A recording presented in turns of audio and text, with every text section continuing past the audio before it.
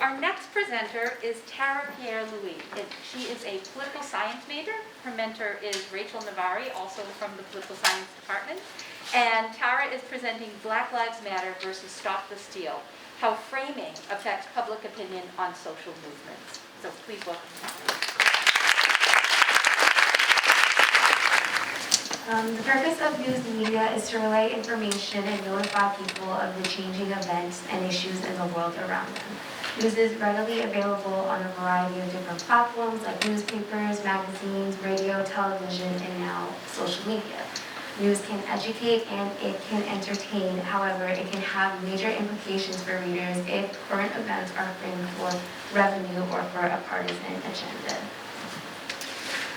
The framing effect is when different but logically equivalent words or phrases causes people to alter their preference. So this is to say, the way a situation is framed can likely change the way one makes decisions. So this becomes especially important when frames are coming from media elites or public figures, depending on the frames that they choose. In this way, framing by media elites can affect the way elections, policy, and political protests are affected.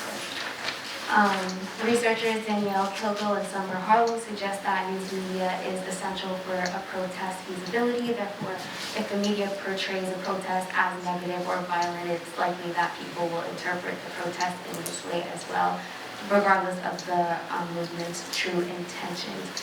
This creates a complex relationship between the news media and protesters, as movements must adapt and appeal to the media to receive coverage. However, when they do, the protest coverage tends to demean protesters if the demonstrations are covered at all. This in turn diminishes the protesters' efforts in reporting their grievances, demands, and agenda of their movements. So, the significance of this research is that when negative frames in news media persist, the media ignores the underlying injustice that led to the protest in the first place. So, in a year consumed by political protests for civil liberties, it is important to see how these movements are compared to one another, as there is a clear distinction between the message and method of each respective protest, though there are similar patterns of violence. So, for this study, I looked at 3 protests. I looked at the anti-lockdown or anti-mask protest. I looked at the summer 2020 Black Lives Matter protest, and then I looked at the protest in opposition to the 2020 election or the Stop the Steal protest. To conduct this research, I used Nexus Media to find articles by searching for words related to COVID restrictions, Black Lives Matter, and framing. And the research is based on articles from the New York Times and USA Today. The articles collected were auto-coded for theme and sentiment analysis using in vivo, and the articles appear from April 15, 2020 to January 2021. So this marks the first anti-mask protest all the way until President Biden's inauguration. So, for my results, after manually removing duplicated articles and then later auto-coding, there was a total of 1,116 articles sorting for relevant information on Black Lives Matter, Stop the Steal, and the anti-mask protest. Of the coded articles, approximately 13% were covered by the news organization USA Today, with the remaining 87% of articles covered by the New York Times. So, of the 3 movements, Black Lives Matter received the most coverage, followed by the anti-mask movement and then the Stop the Steal movement. But it's important to note that the Stop the Steal movement received the least amount of coverage due to the time frame that I chose to code. The Stop the Steal movement appeared, next. Okay, so it continues. My results, the coverage of the anti-mask and the Stop the Steal movements are consistent for their first point of reference. However, the summer 2020 Black Lives Matter protests are mentioned the most in June and July, despite protests beginning in May. The coverage of all the protests tended to use violence framing.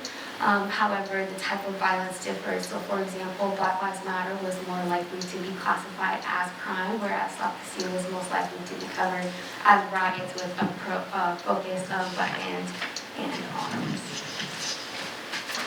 And this is depicted on the next slide. This is interesting to note. It's also interesting to note that Black Lives Matter and the anti-mask protests were documented throughout the year and still Black Lives Matter was covered more than anti-mask was. In a similar respect, Black Lives Matter and anti-mask have the same coverage for weapons and arms. However, Black Lives Matter was coded for higher amounts of crime. Black Lives Matter was also described to have a more violent tone of coverage in 43% of the articles compared to anti-mask protests at 17%. As time goes by, coverage of Black Lives Matter became more ambiguous. For example, in the early stages of the Black Lives Matter protests, the news sources simply note that protests were peaceful before detailing the smaller subset of negative actions by protesters. This includes reports of crime, looting, anarchy, and violence, and other disruptive activities, though the protests were largely peaceful. The unique nature of the events on January 6th clearly overtake the earlier framing of the Stop the Steal movement and focus on the unprecedented events on Capitol Hill. For my future research, I find that the automated sensitive analysis and using a general understanding of like positive and negative tones for each respective protest. So in my continuing research on my honors thesis, I plan on manually encoding to better understand the media coverage for each protest, and then this will help me engage the overall tone of the articles and then compare them correctly. I want to thank Dr. Navar again for helping me with this project, and also thank you to the Adrian Tinsley program for giving me the opportunity to do this.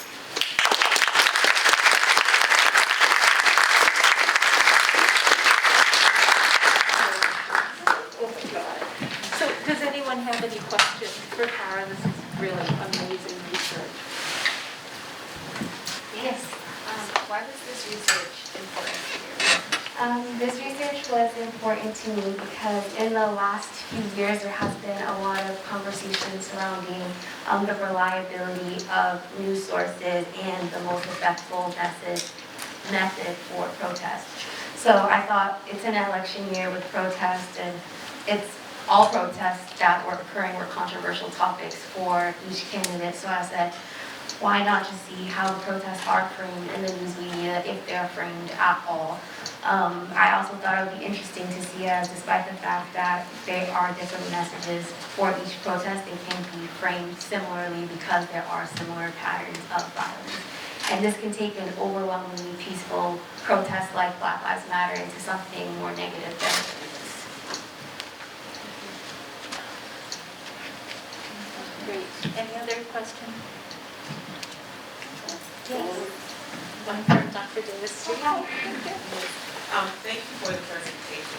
Just another quick question. There seems to be a lot of new sources of riots around critical race theory. So they're going into schools and having these very demonstrative, sometimes violent demonstrations. Could that be another source of research for you? Do you mind repeating the question, Martin? The level of violence that's building up around school board meetings and critical race theory, and from my perspective, that seems like a combination of Black Lives Matter and Stop the Steal, where they're trying to kind of combine those two issues. I think that would that be an interesting kind of direction for your research? Oh, absolutely. So I plan to continue my research up until December, as this project was an extension of my honors thesis. So I will definitely take a look into that. Thank you. Yes. How do you think should the public's perception of each event framed the narrative? So, for example, most people, I would argue, are against the Stop the Steal movement, while most people are for that. How much do you think that influenced how the media covered it, positive versus negatively? That is a great question. So the way that I interpret it is I look at the New York Times. So I mentioned that the New York Times mentions that protests are peaceful before they become violent, or the protests were peaceful before they segue into chaos. So for this is the New York Times appealing to maybe a younger audience who is thinking, wow, I'm not going to read the New York Times if they don't mention that Black Lives Matter is peaceful. But in the same respect, they, to make money, they need to cover what is newsworthy, and that happens to be riots. So they also cover the riots as well. So I think when people are reading the articles, even though, again, the protests are peaceful, they're seeing the message as riot, because that's what's mostly being covered. And I think especially when it's coming from a source like New York Times, where your teacher's always telling you, you need to go cite that, or like your sources, they're gonna take that as, this is truth, this is facts. So it's like half truth, I guess. It's not telling the full truth, in my opinion. Excellent, thank you